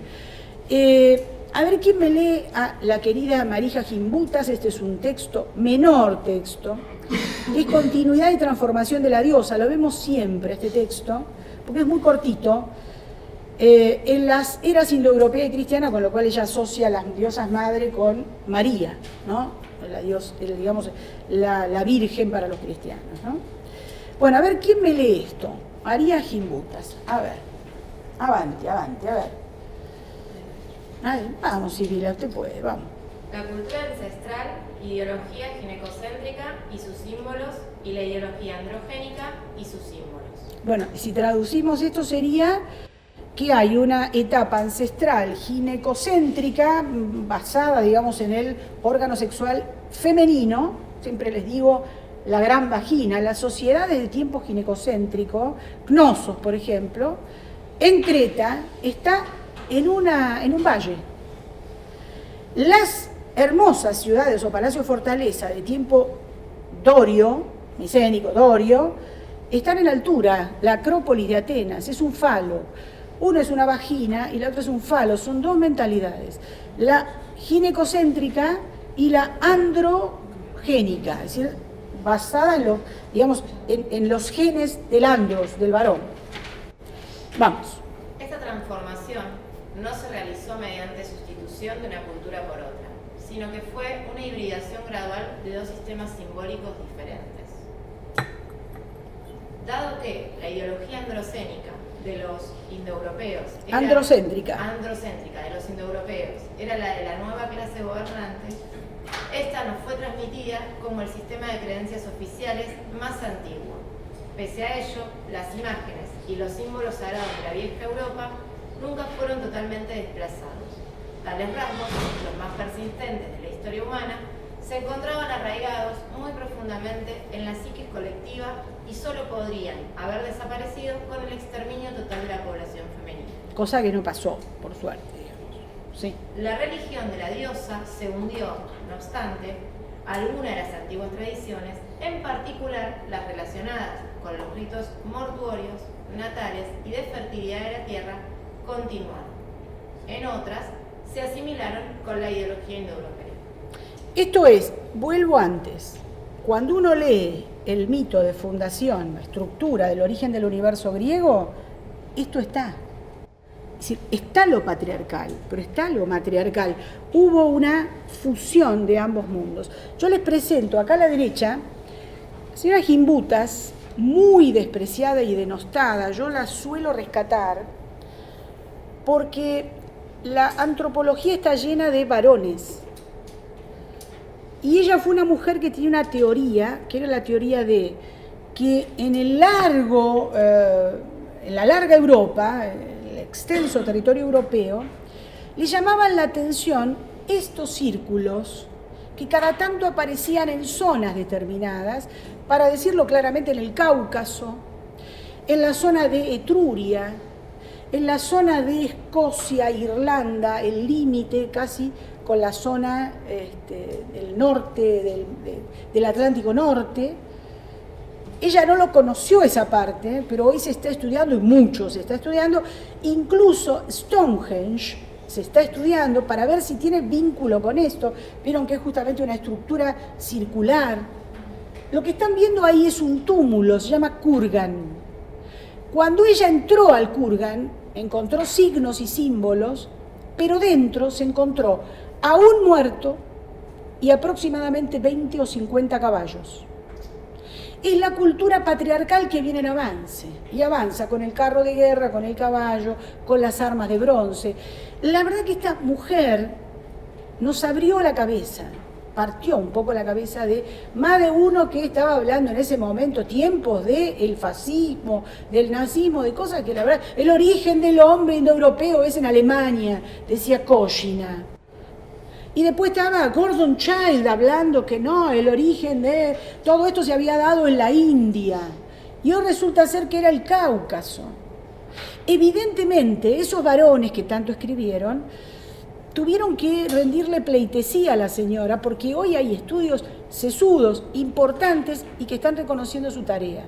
Y su archienemigo, Colin Renfrew, hoy de fama mundial, le acaba de hacer un elogio, diciéndole no estaba equivocada. Medimos de vuelta y lo que ella dice de la antigüedad indoeuropea es correcto, porque le dieron, pero para que tuviera. Entonces, pasado este pequeño introito de Gimbutas, vamos a conocer a la señora. Acá se las presento, es Marija Gimbutas, lituana. Estudió en la Universidad de Vilnius, que es Lituania. Hizo un posgrado en arqueología, en folclore, es decir, un popurrí y etnología. Se doctoró, cosa que no es poco, en Tübingen, y se trasladó, ni más ni menos que a Harvard, donde trabajó durante mucho tiempo y le pagaron sus estudios. En 1956 comienza a trabajar la teoría de la vieja Europa, que acabamos de ver, y la teoría de los kúrganos, esos túmulos sepulcrales. Y recordemos esos ritos sacrificiales de lo que hablábamos antes. Es decir, que esta señora es una continuadora de todos esos que formaron nuestro estado de la cuestión, el estado del arte. Gran frase de esta arqueóloga: la arqueología es como tocar el piano, dijo Gimbutas. Debes comenzar a aprender estilos. Son como cientos de estratos. Me tomó mucho tiempo. Luego comencé a ir más profundamente. Así llegué a cuestionar qué nos decía la mitología y la lingüística, ya que la arqueología lo contiene todo. Y vaya que lo sabemos los historiadores. no solo el materialismo científico, también está involucrada la religión y la estructura social, todo junto. Hay que ir sacando con mucho cuidado. Yo el otro día en Chile me terminé peleando con alguien que me elogió, algunos me conocen que tengo estas cosas, que hizo un elogio de Heinrich Schliemann, el destructor de Troya, porque no le hizo bien. La verdad que vos lo ves elogiar a alguien, a Schliemann y a Ivans, Ignosos, y cualquiera de ustedes me hubiera acompañado con el aplauso. No sé cómo se quedó el fulano que estaba hablando, brasileño el hombre, pero no quise ir contra él, pero tanta cosa que le robaron a Troya. Ivans se robó Creta. Lord Elgin se robó Atenas. No podemos elogiarlos. Los historiadores solemos cuidarnos mucho. Entonces, esta señora dice, cuidado, no manoseemos, porque está todo ahí donde vayamos a trabajar. Es el trabajo del antropólogo serio. Vamos a seguir un poquito más, porque esta es la parte más jugosa, solamente por la palabra castración. Yo creo que ningún varón se sienta mal, pero habla de la castración de Urano. ¿Alguien me ayuda? ¿Alguien me quiere acompañar con esto que es una hermosa lectura? Si quieren... Muy bien, Camila, adelante, vamos. Pues bien, cuantos nacieron de Gea y Urano, los hijos más terribles, estaban irritados con su padre desde siempre. Y cada vez que alguno de ellos estaba a punto de nacer, Urano los retenía a todos ocultos en el seno de Gea sin dejarles salir a la luz y se gozaba cínicamente con su malvada acción. Para un poquitito. Urano es el mal y Gea es el bien. Recordemos lo que decía recién Gimbutas. Seguimos. La monstruosa Gea, a punto de reventar, se quejaba en su interior y urdió una cruel artimaña. Ponelo de monstruosa porque miren que va a urdir una artimaña, pero dura, ¿eh? Y seguimos. Produciendo al punto un tipo de brillante acero, forjó un enorme hoz y luego explicó el plan a sus hijos. Sí. Armada de valor, dijo afligida en su corazón: hijos míos y de soberbio padre, si queréis seguir mis instrucciones, podremos vengar al cruel ultraje de vuestro padre, pues él fue el primero en maquinar odiosas acciones. Es decir, si hay algo malo, ella va a ser la reparadora. ¿Ven? Es decir, la mujer como reparadora. Seguimos. Así habló y lógicamente un temor los dominó a todos y ninguno de ellos se atrevió a hablar. Mas el poderoso Cronos, de mente retorcida, armado de valor, al punto respondió con estas palabras a su prudente madre. Perdón, pero no era una monstruosa hasta hace 3 renglones, ahora es una prudente madre. Ven el tema del texto arcaico, es decir, ¿juega roles diferentes? Sí, obviamente que sí. Es un varón el que está escribiendo, es un varón patriarcal. La mansa, tanto la retumba que también tiene algunos momentos de crispación la señora. Pero bueno, seguimos, y ahí viene la parte más interesante. Madre, yo podría, lo prometo, realizar dicha empresa, ya que no siento piedad por nuestro abominable padre, pues él fue el primero en maquinar odiosas acciones. Así habló. La monstruosa Gea se alegró mucho en su corazón y le apostó secretamente en emboscada. Puso en sus manos una hoz de agudos dientes y disimuló perfectamente la trampa. Bueno, para nuestra salud mental, obvié la castración. Pero vamos a ver un poquitito más sobre este tema y vamos a ver, lo que estamos viendo ahí es lo que dijo Marija Gimbutas, restos de matrifocalidad que se conservan en la estructura patriarcal. No sé si vamos bien hasta ahí. Ven que la matrifocalidad o elementos matriarcales siguen apareciendo en un hombre como Hesíodo. Hesíodo que dice que la mujer es el dechado de todos los males. Pandora. Entonces, acaba de decir esto y habla de Gea, de la madre tierra, la diosa madre. Bernat, y nos ayuda muchísimo, Bernat es uno de los grandes historiadores de nuestra época, se los presento, es un historiador francés, fue discípulo del antropólogo Gernet, por lo cual tiene un poco de historiador, un poco de antropólogo. Ustedes recuerden que después de ir cada estudiante a la Sorbona, París 4, va al Collège de France, es decir, el posgrado. Fue profesor del posgrado del Collège de France. Participó de la resistencia francesa, era un hombre de Gaulle, que para nosotros sería casi un conservador, pero no fue conservador porque era el de Gaulle de la resistencia, de ir contra la Francia de Vichy, contra los entreguistas, digamos, ¿no? Durante la Segunda Guerra Mundial. Se ha dedicado, como su maestro Gernet, a mito y política, religión y política en la antigua Grecia, es decir, el tema de hoy. Y vamos a lo que dice. Dice justamente, volvemos para atrás, gracias, Elías. A la próxima. La palabra mito, ahí viene. La palabra mito nos viene de los griegos, pero no tenía para los que empleaban en los tiempos arcaicos el sentido que hoy le damos. Mythos quiere decir, miren qué lindo y qué simple, palabra, narración. El historiador es un narrador, es un hombre que utiliza la palabra, también el sacerdote. No se opone en principio a logos, cuyo sentido primero es también palabra, discurso, antes de designar la inteligencia y la razón.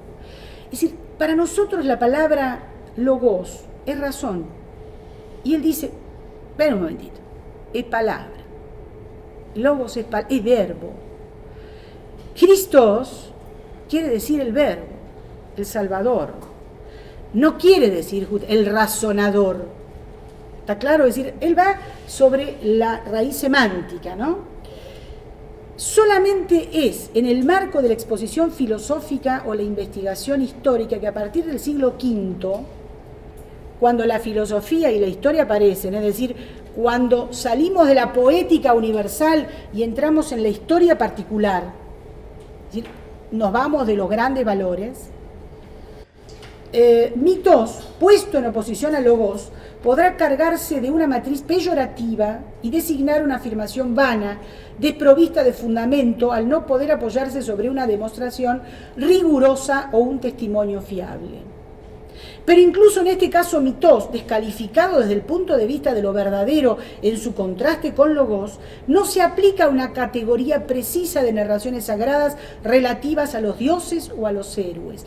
Lo dice con todas las letras, el siglo V, el siglo de la democracia, es el siglo donde la religión, el mito, se tornó herramienta del poder de turno.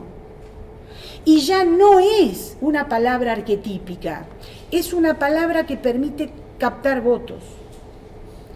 El mitos se presenta por consiguiente en el contexto griego no como una forma particular de pensamiento, sino como el conjunto que vehicula y difunde al azar de los contactos, presten atención a esto, los encuentros, las conversaciones, ese poder sin rostro, anónimo, siempre evasivo, que Platón, el amigo aristocrático Platón, llamaba femé, el rumor. Y las personas más simples y sencillas, chicos, más pobres, van a la iglesia porque conviven con el rumor del otro, la letanía del otro, y reparan. Entonces, la religión es reparadora, de eso está hablando el ateo Bernard. Lo hace más grande justamente, porque Bernard no era un hombre de fe. Lo conocimos, y yo no quiero ahondar, porque estoy a muy poco y quiero darle a Camila algo de lugar.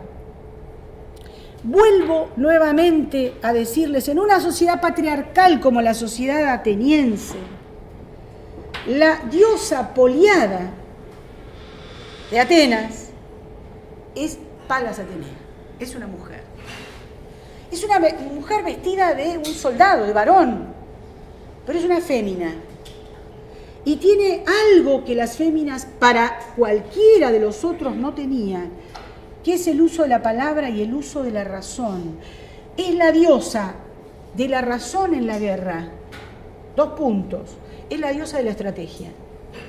¿Puede una mujer hoy, para un hombre vulgar que sea ignorante, ser eso a la mujer? No quiero hablar de golpes ni de nada. Era una mujer, el hombre griego respetaba como diosa arquetípica de ellos a una mujer estratégica. Vuelvo para atrás. El relato de Hesíodo muestra a la misma mujer. Gea es una mujer estratégica. Es prudente, pero a veces es monstruosa, pero está. El griego no desprecia a la mujer. La sociedad es patriarcal, pero no va más allá que del contacto físico, del respeto físico, y cada tanto el golpe, que lo vamos a ver, hay mujeres golpeadas. Antígona lo fue. Pero Antígona es golpeada porque el peor veneno de Antígona es lo que dice. Es una mujer que sabe decir, que sabe poner en su lugar al gobernante de turno. ¿Por qué? Porque es del mismo grupo del aristócrata de turno, que en ese momento era el rey. Lo que tenemos acá, no lo voy a leer, pero va a ir a ustedes, por favor, Elías. Lo que tenemos acá es un hermoso relato. Esto está en Apolodoro, es un poquito posterior, no logramos ver al final, en la biblioteca de Apolodoro 2:177, que es el relato de quién de los dioses del Olimpo fue el dios tutelar de Atenas. Competían el tío Poseidón y la sobrina Atenea. ¿Qué ofreció Poseidón? Voy a ir a la Acrópolis y voy a clavar el tridente y va a manar agua, lamentablemente salada. Con el agua salada nada crece. Y va a Atenea y clava la lanza y mana agua dulce. Les digo que cuando vayan a Atenas y vayan a la Acrópolis, al lado del Partenón, el hermoso Partenón, van a encontrar una fuente de agua dulce. Cuando la toquen, acuérdense de mí. Yo tomé de ahí. Y estoy segura que ahí estaba Palas Atenea, pero bueno, son cosas mías. A ver, y ahora sí, seguimos, Elías. Esto es mi pelea con el amigo Chico Marshall, mi colega brasileño. Lo que tengo acá es lo que se le robó a Atenas. Esto está en el British Museum y es el friso del Partenón. Esto fue vendido, justamente después lo vamos a ver si puedo correrlo. Es el enfrentamiento. No, volvemos. Ahí estamos. Lo que estoy viendo en el medio es Poseidón, no me puedo mover mucho. Poseidón, tengo que llegar al láser, no puedo. Que Poseidón está, Atenea con la lanza, ¿la ven? Y él está Poseidón, atrás tiene un hermoso arbolito, ¿lo ven ahí que se ve en el arbolito? Y después todos los dioses que van muy estéticamente, en una especie de... El tímpano tiene esa forma de triángulo, y se ve claramente como ella está con la lanza manando dos cosas. El agua dulce, lo que sea, ve atrás ese arbolito. No es un arbolito cualquiera, es un olivo. No hay un lugar de Atenas donde no hay un olivo, chicos, les puedo asegurar, ¿eh? Es una cosa interesantísima cómo el olivo está ahí. Bueno, acá acercamos un poquito la imagen y se ve perfectamente el tridente, se ve el olivo y se ve a ella absolutamente ataviada de una guerrera. Y para ir cerrando, yo les muestro esto que tengo acá. Lean el epígrafe, no hace mal, no causa dolor de cabeza. Este es el original del frontón oriental que está en el British Museum. Estos trozos, porque acuérdense que voló por los aires el Partenón y que el friso voló y el tímpano por tanto, que fueron vendidas al museo por Lord Elgin, embajador inglés en Constantinopla, porque era posesión turca en ese momento, Grecia y Atenas, quien obtuvo de las autoridades turcas la posibilidad de comprar 253 piezas. Elgin se las cargó en las alforjas y después se las vendió a precio vil al Museo Británico. Hoy estamos, querido amigo brasileño, peleando por esto, para que vuelvan a Grecia, porque en el Museo de la Acrópolis se las puede ver pintadas de otro color, las que no tienen, ¿no? Y como si esto fuera poco, diríamos, en el colectivo pedagógico en el que los he insertado, tenemos el otro frontón, es el frontón oriental, con el hermoso momento en el cual nace Atenea, pero se cuidó el escultor, Fidias en este caso, de no mostrar de dónde sale Atenea. Atenea sale de la cabeza de su padre. Así como ella sale de la cabeza de su padre, hay otra diosa muy importante que hoy quería ver y no pude ver, que es la querida Afrodita, tan importante para los romanos, que es Venus, porque nace del semen de su padre cuando lo castran. Sí, fíjense qué diosas, ¿eh? Y esta Palas Atenea, la ven, está la Nike, no es Nike, es Nike, que la está justamente con la corona de laureles, le está diciendo la victoria está con ella, tras ella. Síganlo, no los va a defraudar. No los va a defraudar, bueno, me salió épocas pasadas. Y ahora sí el último, vamos. Ahora sí se la puede ver a ella naciendo de la cabeza. Yo acá les puse el relato porque no viene mal, porque la verdad es que Urano, dios celeste, y Gea, diosa terrestre, le revelaron a su nieto Zeus que el próximo hijo que tuviera con Metis, diosa de la prudencia, si es prudente, ¿para qué tanta historia? ¿No? Uno podría decir que le arrebataría el trono. Y este se tragó a Metis, que estaba a punto de dar a luz, para evitarlo. Tras un profundo dolor de cabeza que anunciaba el inminente parto, Zeus le ordenó a Hefesto que le partiese la cabeza, porque el que hacía las armas, Hefesto, y que por supuesto, una vez abierta su cabeza, le sacara a su hija no nata, engendrada, no nacida. Fíjense toda la trascendencia del hecho para la historiografía cristiana. Por supuesto que esta mujer salió armada, porque es la mujer, la diosa de la estrategia. Ahora, vuelvo a Gimbutas y cierro por hoy.